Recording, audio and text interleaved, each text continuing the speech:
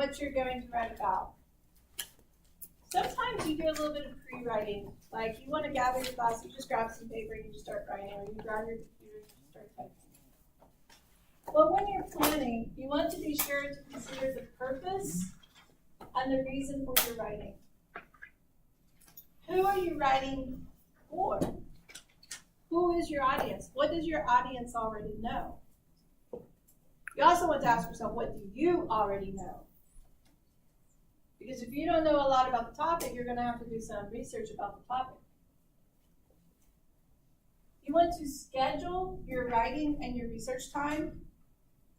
I think this is where, when you're first starting school, this is what gives you the most problems. Because you really don't realize how much reading and writing you're going to have to do for your courses. This is what they tell you. For every credit hour, you should have 3 hours of study time.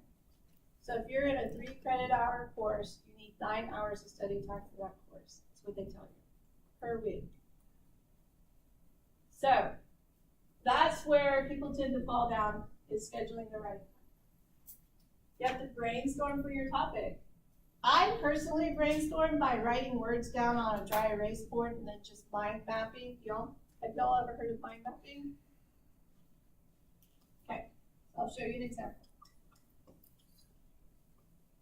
I'm going to write Marvel. What's the first word that comes to your mind? Superheroes. We have Marvel and superheroes on the board. What's the next word?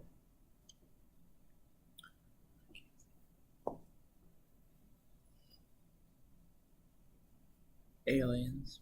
Aliens. Is it coming off of Marvel or coming off of superheroes? Superheroes fight aliens, so I guess superheroes. Okay.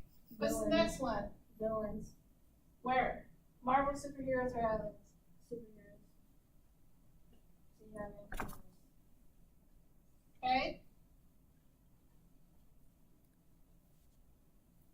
Well, usually when I put Marvel, people think of DC comics. And most people will always think of Superman. Up and away. What's coming to your mind now? Movies. Okay, where'd it come from? Okay. Now what comes to your mind? Special effects. Where from? Aardvarks. Movies. All right. Yes, that is a C. Special effects. Now what comes to mind? Aardvarks now. Bloopers. Where? Movies. And I missed one because people are laughing. So what was the one I missed? Said aardvarks. We were talking about effect earlier. Ah! Yay! Okay. Yeah. Yes! I was thinking about armadillo. No, it was an aardvark. Okay, so this is mind mapping. So now I can go and look and see, all right, well, I know that movies has a lot of superheroes and villains in it, but I also know that movies have a lot of aliens in it. Maybe I want to compare and contrast the superhero genre with the alien genre. And then I can go from there. I can go, okay, what do both movies have a lot of? So, Actors. superheroes, aliens.